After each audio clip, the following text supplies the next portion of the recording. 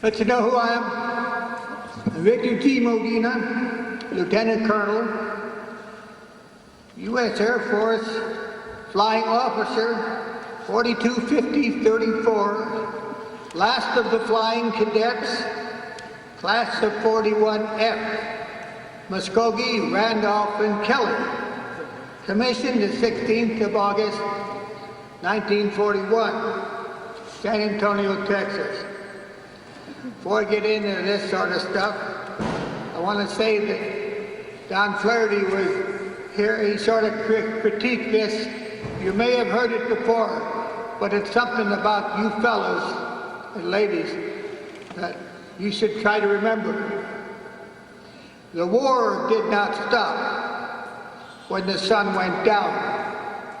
It did not take lights burning and factories glowing to make America the arsenal of democracy.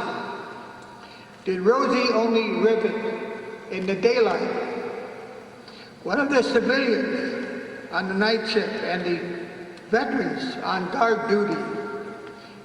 What of the doctors and the nurses and the corpsmen who got injured through the night? Who carried the fight to the enemy in the night?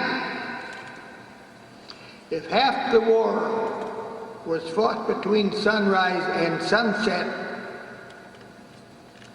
then the other half of the war must have been fought between sunset and sunrise.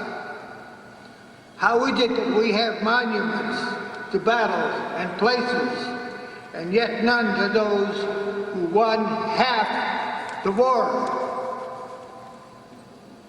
What if they had lost that dark half? To remind us of those who brought victory in the dark, we have assembled. It is the premier American night fighter of World War II.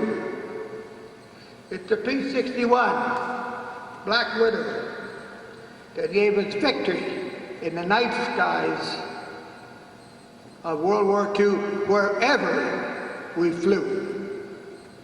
The Widow needs to fly again to honor those heroes of the night. Could be you fellas. Of course, 700 P-61 Black Widows built by Northrop.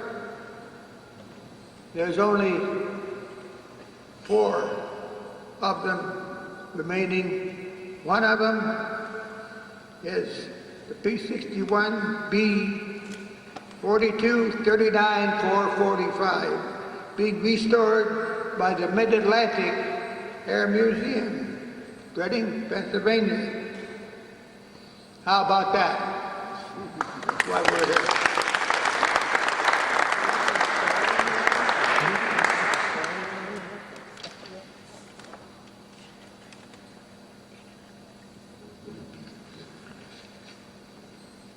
I want to say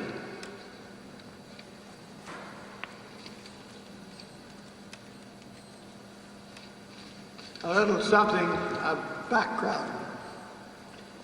I was transferred to AFSAT, Orlando, Florida. Keystone Heights was Orlando, where I met several of the Flying Tigers pilots who talked about dogfighting training. We learned that one of the criteria for good efficiency reports was the ratio of aircraft ready online every morning compared to the total inventory. However, when pilots in a dogfight flew at combat power, the engines of the aircraft developed problems much more often than at normal power settings. This showed up in less airplanes ready for flight online in the morning and a lower efficiency report. The less maximum performance, the higher the efficiency report. So, hurrah for the best efficiency report. Except that, what if the last 10 hours of flight before being shipped overseas and set against enemy fighters, our pilots use the maximum performance at maximum combat power in their dogfights and familiarize themselves with their plane performance, their own performance, and our engine's performance at the maximum. Yes, the reports would have gone down, but the victories overseas would have gone up instead of the loss of the pilots and the plane to better trained and experienced enemy pilots. What about changing the criteria and win the war? It was thought that such a program would waste less aircraft, lives, and money than the present one. Could be that somebody suggested that, recommended it, back at AFTAC. However, today there's a top dog program which you all are familiar with. Somebody up there finally caught on. It was just a bit late for a bunch of our compatriot pilots. Anyway, finally who comes to AFTAC and AFTAC at Orlando but Winston W. Kraft and his nucleus of experienced night fighters from England. It was around December 1943 that I transferred into the 348th Night Fighter Squadron, 481st Night Fighter Operational Training Group, AFTAC, Orlando Air Base, Florida. It marched after moving from Orlando to Hammerfield, Fresno, California. I transferred from the 348th, 349th to the 420th Night Fighter Squadron on to the 450th Air Force Base in June and to the 550th Night Fighter Squadron, Visalia.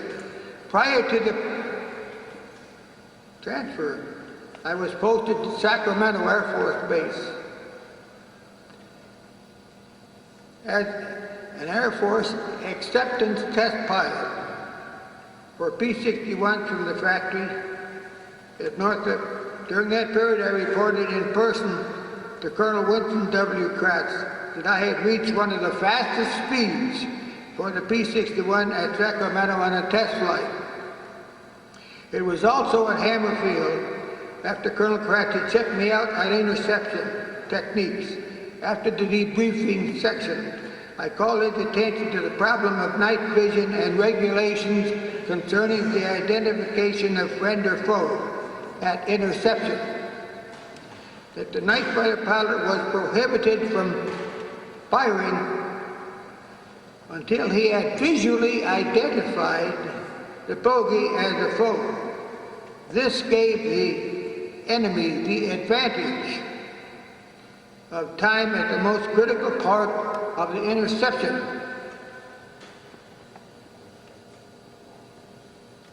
To see and identify and shoot before the night fighter pilot could see, identify, and shoot him. The night fighter pilot was recommended to give back the advantage to our pilots, the addition of mechanical and other aids to extend and enhance his vision. The present efforts of carrot, green, and red light in the cockpit and the ready rooms were a step in the right direction, but not enough. Colonel Kratz liked the idea of his boys having the advantage, so shortly after that, I was on my way to Wright-Patterson Air Force Base in order to request the initiation of a research and development program, especially for night fighter optics and night fighter gun sights, and to enlist their help, Wright-Pat R&D organization, enlist their help to obtaining whatever was on the military or the civilian market while research and development was in progress. I believe some outfits got some Navy binoculars to assist them in their vision, and reports were that they were helpful in the meantime. It's likely that General Kratz is pleased with the present results of his foresights and the action. All of us now provided the springboard for the advances made, and the history of the World War II night fighters is such that the Air Force has brought victory from the night skies from World War II to today. Thanks to you. Thank you very much.